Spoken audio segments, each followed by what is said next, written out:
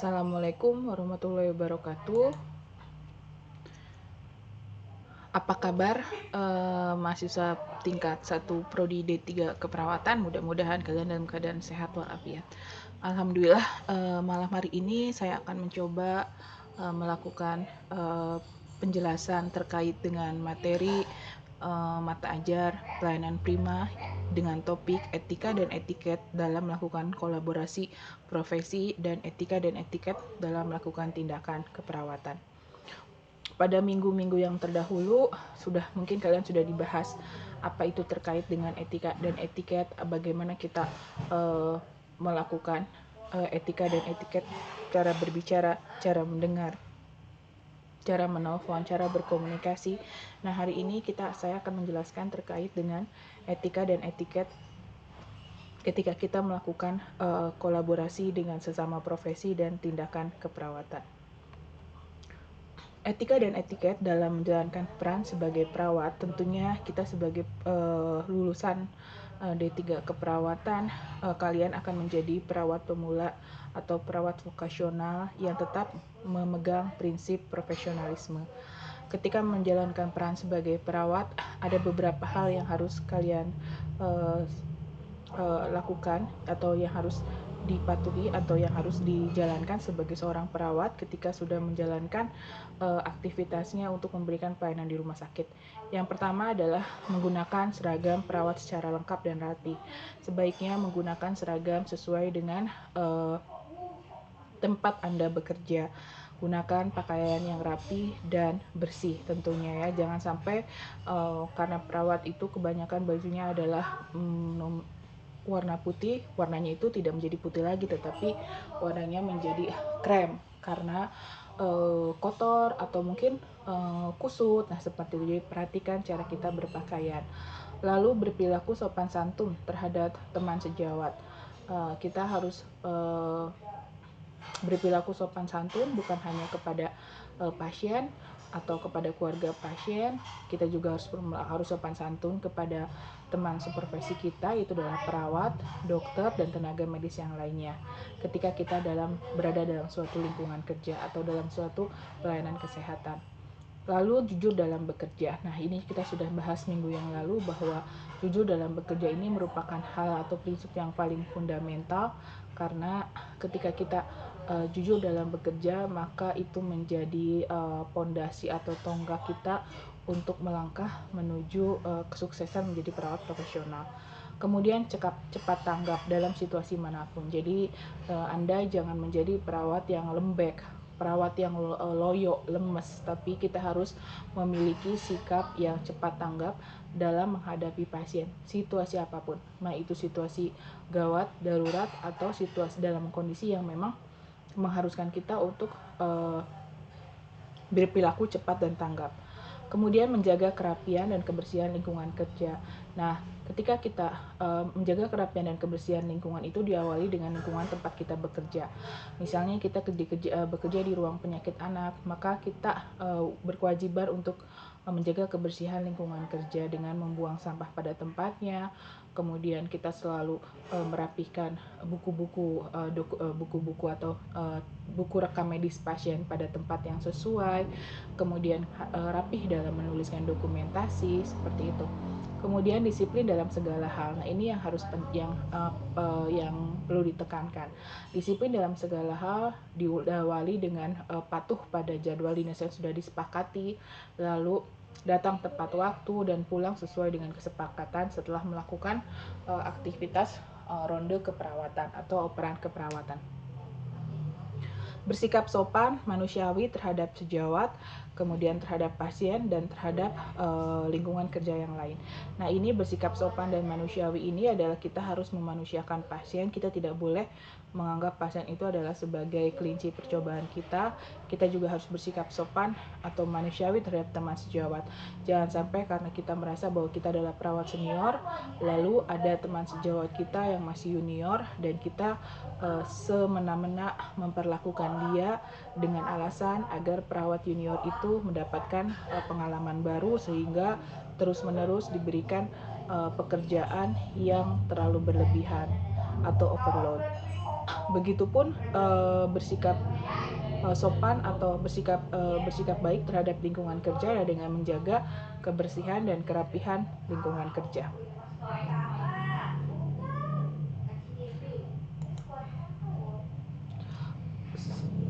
Berikutnya adalah bekerja sesuai dengan kompetensi yang dimiliki. Bekerja sesuai dengan kompetensi yang dimiliki ini adalah Anda sebagai perawat D3 hendaknya harus melakukan pekerjaan sesuai dengan kompetensinya. Jangan jangan menghandle kompetensi yang bukan menjadi ranah atau otonomi kita. Misalnya, walaupun kita mampu, jadi kita harus melakukan tindakan itu sesuai dengan kompetensi kita. Kemudian apa? Kemudian berikutnya adalah bekerja sesuai dengan kompetensi itu. Bekerja sesuai dengan kompetensi itu maksudnya adalah ketika kita bisa melakukan suatu tindakan, misalnya kita bisa melakukan tindakan pemasangan sentral venus pada bayi atau pada neonatus. Lalu sebenarnya itu adalah otonomi dokter, tapi karena kita merasa bahwa kita bisa, akhirnya kita melakukan tindakan itu. Nah, itu artinya adalah kita bekerja tidak sesuai dengan otonomi atau kompetensi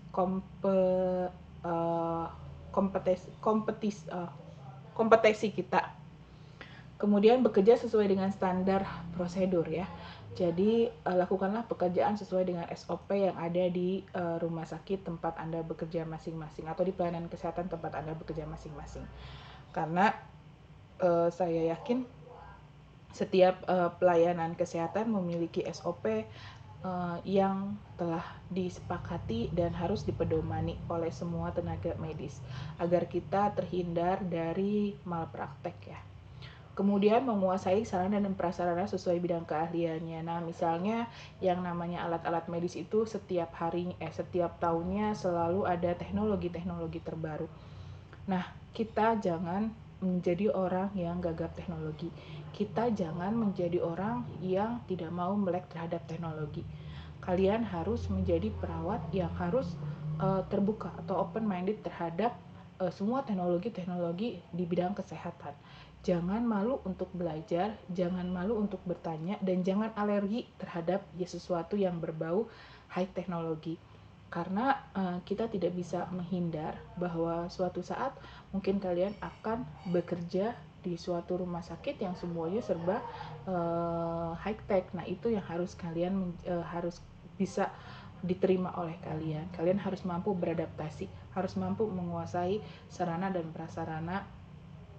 Tentunya kalau memang itu adalah teknologi yang memang itu menjadi hal atau alat penunjang ketika kita melakukan tindakan keperawatan. Kalau memang itu adalah teknologi yang bukan menjadi otonomi kita, misalnya ada teknologi terbaru tentang USG. USG abdomen itu bukan otonomi kita ya, kita tidak perlu tahu. Tetapi kalau misalnya ada teknologi terbaru bagaimana melakukan pemeriksaan pada bayi dengan hiperbilirubin ya. Nah, kita harus belajar karena yang mengambil darah tiap hari adalah kita. Bagaimana kita melakukan pemasangan infus dengan teknologi baru pada bayi atau pada anak-anak dengan mengurangi trauma care, dengan mengurangi trauma pada anak. Nah, kita harus terbuka, kita harus mau belajar menerima perubahan-perubahan teknologi yang dari tahun ke tahun itu adalah sangat signifikan ya perubahannya. Kemudian mentaati peraturan yang berlaku di rumah sakit. Nah, ini yang harus kita sepakati. Setiap rumah sakit memiliki peraturan yang berbeda. Kita tidak bisa membedakan antara peraturan di rumah sakit tempat kita bekerja dengan peraturan di rumah sakit yang teman kita bekerja, karena saya yakin setiap rumah sakit itu peraturannya dibuat untuk meningkatkan kualitas dalam memberikan pelayanan kesehatan. Kemudian menjaga hubungan baik dengan teman sejawat dan teman profesi yang lain. Nah, ini adalah penting karena yang namanya berkolaborasi itu kita tidak hanya dengan teman kita sesama perawat, tapi kita bisa menjadi berkolaborasi dengan dokter, kemudian dengan ahli gizi, kemudian dengan fisioterapi, kemudian dengan radiologi. Nah, itu seperti itu. Jadi kita harus melakukan hubungan yang baik. Jangan sampai kita itu memiliki track record yang buruk di depan dokter atau di depan tenaga medis yang lainnya. Kemudian dapat bekerjasama dengan unit-unit yang lain yang terkait. Jika misalnya Anda dirujuk untuk merujuk ya dari salah satu rumah sakit, dari rumah sakit Anda ke rumah sakit rujukan, merujuk pasien dengan kondisi yang kronis ya, dengan menggunakan ambulan dan seperangkat intervensi atau tindakan invasif yang lainnya, di mana di situ melibatkan misalnya seorang radiologi, seorang dokter, kemudian seorang fisioterapi, maka kalian harus bisa bekerja satu sama lainnya. Kemudian dapat menjadi panutan yang baik. Nah, ini menjadi role model itu adalah hal yang sulit. Artinya adalah apalagi ketika kita ditempatkan dalam suatu rumah sakit yang awalnya kita memiliki suatu pandangan atau memiliki prinsip yang idealis, namun karena misal keterbatasan alat ya, akhirnya kita tidak bisa melakukan suatu tindakan sesuai dengan idealisme kita.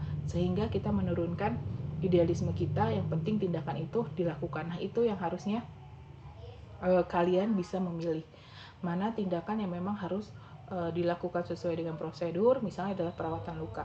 Ketika perawatan luka harus steril, kita tidak bisa menggantikannya dengan prinsip bersih, tetapi prinsip steril harus tetap dilakukan. Misalnya pada saat untuk menerapkan prinsip steril itu tidak ada alat atau alat steril ya, atau alat DTT, dekontaminasi tingkat tinggi untuk mensterilkan alat antak untuk perawatan luka. Nah, kita nggak boleh kehilangan akal. Kita bisa melakukan sterilisasi kepada pinset ataupun bengkok dengan menggunakan alat-alat yang ada di rumah sakit kita, misalnya dengan mendidihkan alat-alat tersebut. Nah, maksudnya seperti itu. Jadi tetap kita menjadi panutan. Lalu kita menjadi panutan adalah seperti apa? Kita tidak semena-mena untuk mengganti jadwal dinas. Ketika jadwal dinas sudah disepakati bahwa saya kebagian dinas adalah hari Senin, maka ya ikutin kesepakatannya. Kecuali pada saat hari Senin saya dinas pagi ternyata tidak memungkinkan karena saya sakit misalnya ya, saya bisa melaporkan kepada perawat yang bertanggung jawab atau kepada kepala ruangan tentang hal tersebut. Jadi menjadi panutan itu dalam segala hal, bukan hanya ketika kita mau melakukan pekerjaan sebagai perawat, namun ketika kita bertutur kata, ketika kita menggunakan pakaian atau berpenampilan, itu juga menjadi bagian dari panutan yang baik. Menolak keinginan pasien yang bertentangan dengan standar profesi. Nah, ini ketika ada pasien yang meminta kita untuk melakukan hal-hal yang memang itu di luar otonomi atau akan melanggar prinsip etik atau kode etik kita sebagai perawat, maka kita berhak untuk menentangnya. Misal ada seorang suami yang dia tidak tega melihat istrinya yang mengerang kesakitan, akhirnya suami itu memutuskan kepada dokter dengan perawat, entahlah kalau bisa mah istri saya itu disuntik pelan-pelan aja, suntik mati, misalnya seperti itu. Atau ada seorang pasien yang menangis ke kita atau ke dokter karena ingin mengaborsi bayinya. Nah, kita bisa menolak jika pasien menginginkan tindakan-tindakan yang akan melanggar kode etik kita sebagai perawat. Nah, bagaimanakah cara kita berkomunikasi agar kita bisa menjalankan kolaborasi atau menjalankan etika dan etiket yang baik dalam melakukan kolaborasi? Yang pertama adalah kita harus memperhatikan komunikasi. Menyampaikan keterangan secara benar. Komunikasi itu adalah penting. Ketika berbicara dengan siapapun, jujur. Kita harus yang prinsip utama adalah jujur. Kita harus menyampaikan semuanya secara benar dan jelas. Kemudian, ketika kita sudah melakukan tindakan apapun, dari mulai melakukan tanda-tanda vital, injeksi, memberikan cairan, kemudian melakukan pemasangan kateter, kita harus menulis dengan jelas. Jam berapa, tindakannya apa, kepada siapa, lalu tanda tangan oleh kita, dan diberi nama lengkap. Lalu ketika ada seseorang yang ingin mengkomunikasikan atau memberikan informasi kepada kita, maka jadilah kita pendengar yang baik. Ya, pendengar yang baik, pendengar yang mampu memahami isi pembicaraan atau informasi yang disampaikan oleh lawan bicara. Kemudian ketika kita berkomunikasi, penyampaiannya itu harus baik dan sopan. Lalu hal ini penting ya untuk mendokumentasikan tulisan dengan tepat dan benar. Jadi kalian ketika sudah melakukan tindakan keperawatan itu adalah kalian wajib untuk menuliskan atau mendokumentasikan ke dalam catatan rekam medis pasien untuk asuhan keperawatannya. Nah, tanggung jawab kalian adalah tuliskan dengan tepat, tuliskan dengan benar. Jangan sampai kalian dengan tulisan kalian yang asal-asalan, akhirnya teman sejawat kita tidak membaca dengan jelas, lalu terjadi miskomunikasi. Gunakan bahasa yang sederhana dan mudah dimengerti. Ketika berkomunikasi, gunakan bahasa yang sederhana, bahasa yang memang biasa digunakan. Ketika kita berkomunikasi dengan pasien, gunakan bahasa yang mudah dimengerti oleh pasien. Ketika kita berkomunikasi dengan dokter, kita boleh menggunakan bahasa medis karena memang dokter dengan perawat paham akan bahasa tersebut. Ya, intinya adalah kita menggunakan bahasa sesuai dengan target sasaran lawan bicara yang akan kita ajak bicara. Kemudian ini adalah etika dan etiket dalam melakukan informed consent. Informed consent itu apa? Informed consent adalah pemberian informasi sebelum kita melakukan tindakan keperawatan. Yang pertama adalah pastikan posisi sejajar dengan pasien. Misalnya ketika pasiennya tiduran, maka kita duduk. Ketika pasiennya itu adalah duduk di atas tempat tidur dan itu posisinya lebih tinggi, maka kita boleh berdiri. Atau ketika misalnya dengan duduk pun kita menjadi sejajar, kita boleh, yang penting posisinya adalah harus sejajar dengan pasien. Ya. Kemudian awali dengan menanyakan kondisi kalian. Jadi jangan langsung ujuk-ujuk, Bapak, selamat pagi Bapak, saya hari ini mau melakukan tindakan pemasangan infus. Jangan seperti itu. Jadi setelah kita mengatur posisi, setelah kita duduk, kita awali dengan menanyakan kondisi pasien. Misalnya, Bapak, selamat pagi Pak Ahmad.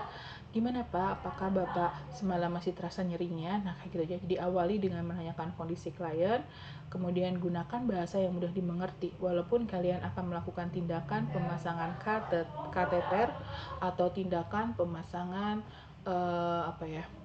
suction, nah kalian harus menjelaskannya dengan jelas.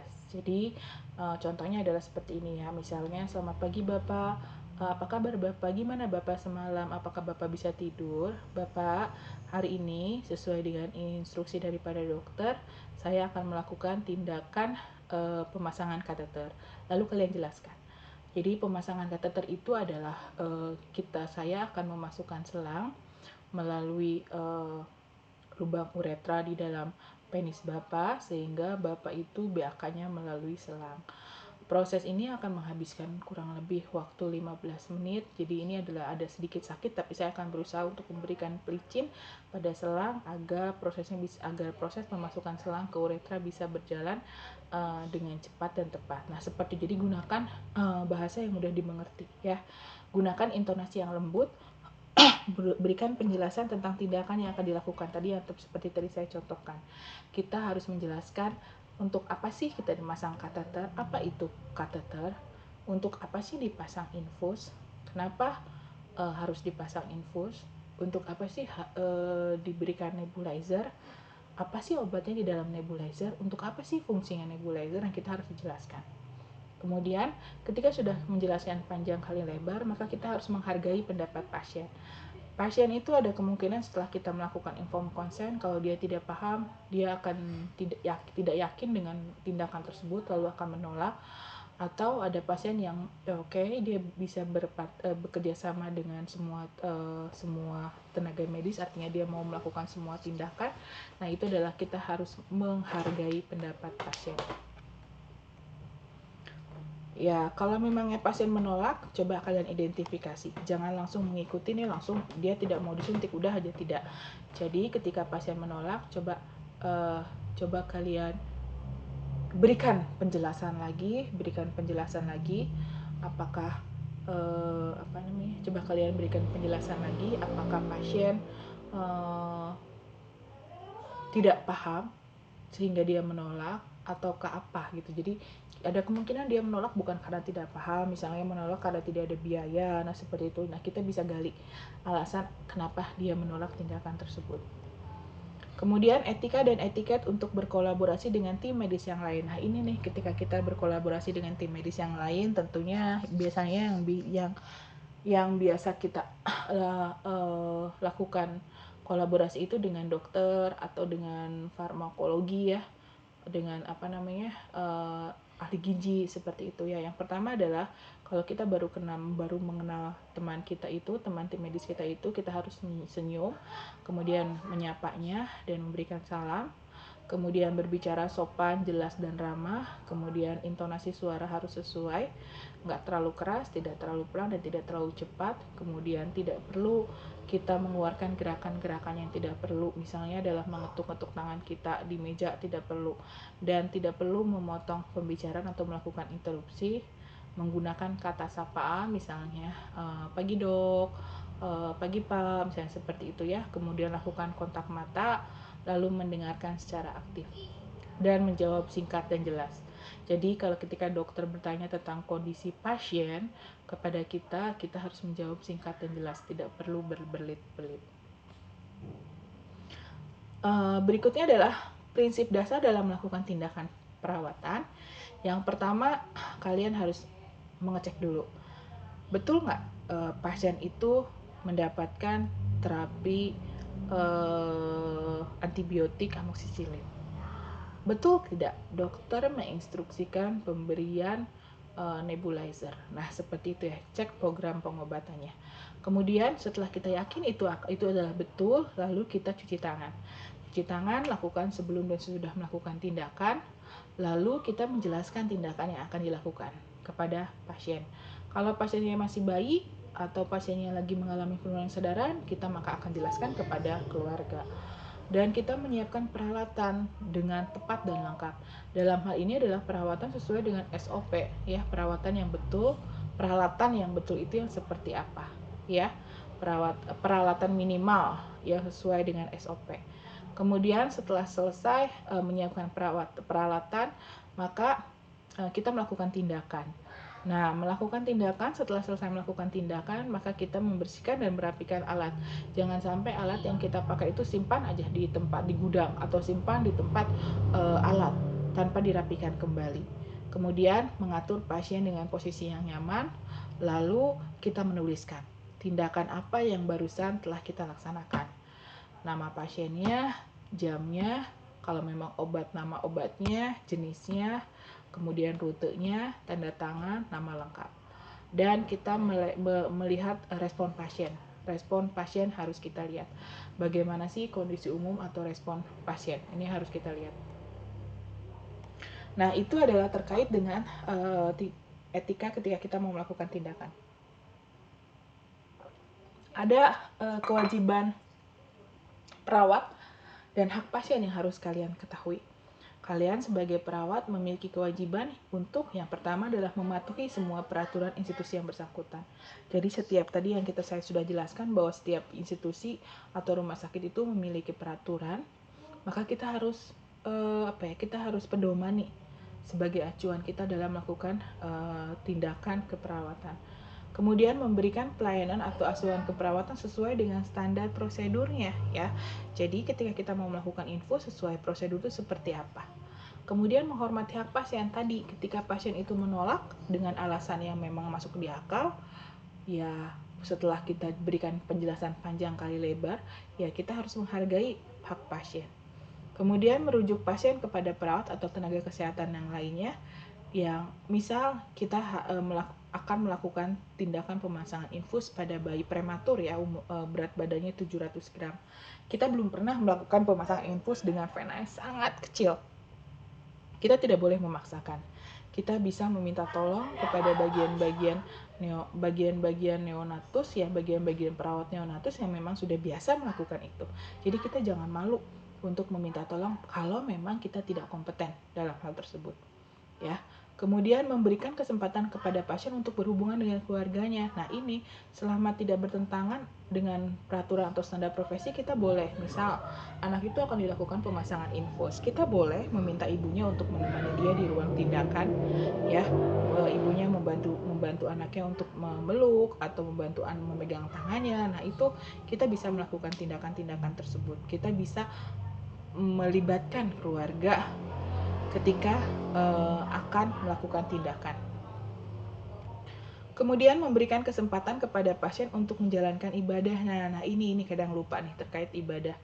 Terkait ibadah dan agama, kita boleh memberi kesempatan pada pasien, ya. Kalau misalnya ternyata kita yakin bahwa pasiennya itu adalah beragama Islam, kita bisa kesempatan, Ibu sekarang udah waktunya sholat maghrib, apakah Ibu mau saya bantu untuk sholat?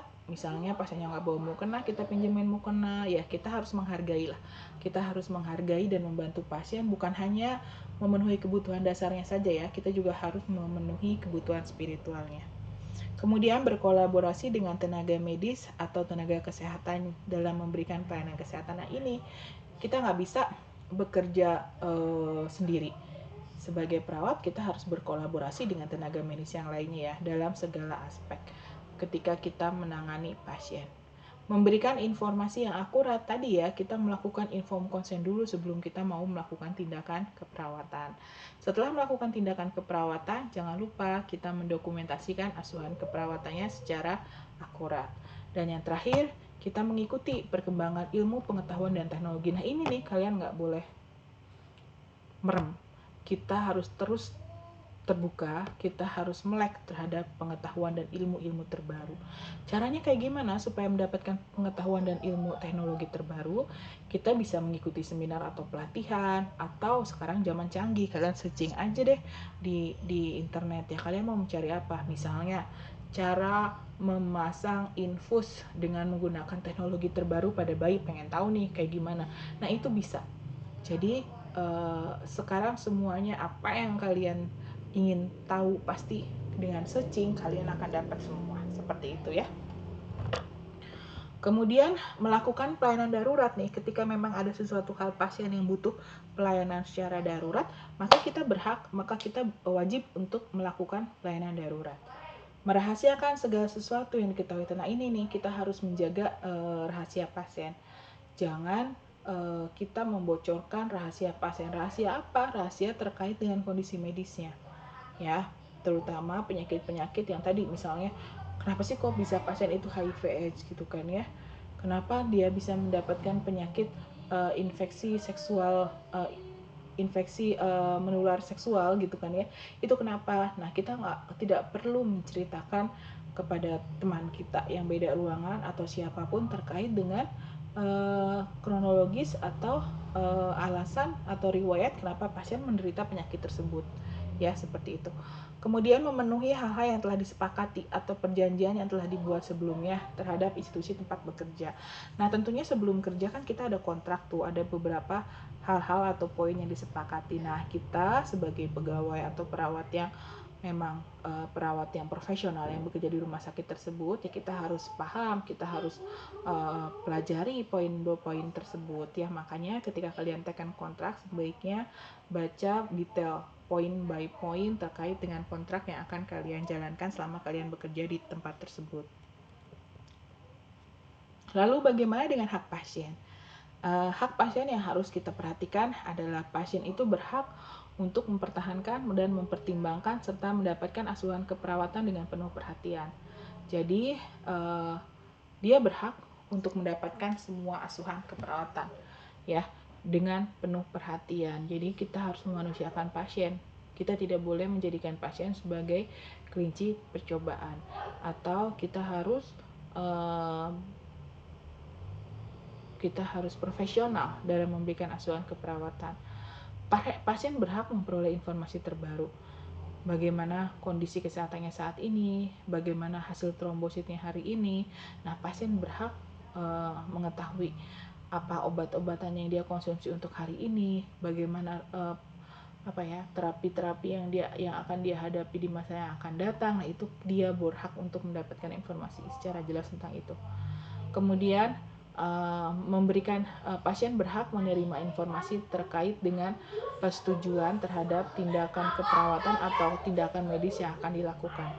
Ya, setiap melakukan tindakan keperawatan atau tindakan medis sebaiknya dilakukan informed consent atau persetujuan kepada pasien. Apakah pasien bersedia atau tidak. Kemudian pasien berhak untuk menolak pengobatan sejauh diizinkan oleh hukum. Jadi dia berhak untuk menolak pengobatan. Setiap melakukan tindakan selalu mempertimbangkan privasi. Ini nih, jadi tolong perhatikan privasi pasien. Kalau misalnya memang anak-anak, maka kita juga tetap menjaga privasinya. Menjaga privasi dengan menggunakan sampiran, menutup jendela, menutup pintu, seperti itu ya. Kemudian mengharapkan bahwa semua komunikasi dan catatan mengenai asuhan keperawatan harus diperlakukan tadi secara rahasia ya, jangan dibuka atau dipublikasikan atau dipublish ke teman-teman kita yang beda ruangan gitu ya. Pasien mempunyai hak untuk mengerti. Jadi pasien itu punya hak. Kalau dia nggak ngerti, dia boleh bertanya, kenapa saya dikasih obat ini? Udah dijelaskan kenapa diberikan antibiotik, tapi dia belum paham, dia boleh bertanya kepada tenaga medis, perawat atau dokter terkait informasi-informasi yang sudah dijelaskan sebelumnya, tapi dia tetap belum paham, gitu ya. Memperoleh informasi, bagaimana sih kalau misalnya saya dirujuk, kenapa saya harus dirujuk? Apakah rumah sakit tempat saya dirujuk itu lebih baik atau tidak? Nah, itu pasien berhak mendapatkan informasi terkait hubungan rumah sakit dengan instansi lainnya. Kemudian diberikan pendampingan apabila rumah sakit mengajukan untuk terlibat atau berperan dalam eksperimen. Nah, kadang ada kita melakukan penelitian ya kepada pasien. Nah, pasien berhak untuk mendapatkan informasi alasan dia kenapa jadi menjadi subjek penelitian. Untuk apa tujuan penelitian tersebut dilakukan dan kenapa dia menjadi salah satu respondennya. Nah, dia berhak untuk mendapatkan informasi terkait hal tersebut.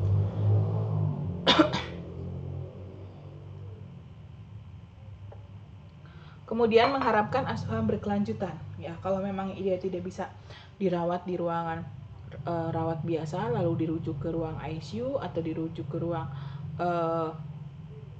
intensif, dia berhak tahu kira-kira ketika dia pindah di ruang intensif apa saja yang akan dia lakukan, apa saja tindakan medis yang akan dia lakukan, bagaimana dengan biayanya, ya bagaimana dengan biayanya, terus bagaimana terkait dengan terkait dengan kebutuhan selama dia pindah ke dalam ruang intensif tersebut. Nah, dia berhak mengetahui itu semua. Dan pasien berhak mengetahui peraturan yang harus diikuti. Misalnya satu pasien hanya boleh ditunggui oleh satu keluarga. Setiap pasien itu ketika masuk ke rumah sakit, dia akan mendapat seperangkat misalnya peralatan mandi, kemudian dia akan mendapatkan alat untuk mengecek suhu tubuh, misalnya kayak gitu. Jadi semua peraturan-peraturan yang ada di rumah sakit sebaiknya disosialisasikan kepada pasien terlebih dahulu. Ya, oke.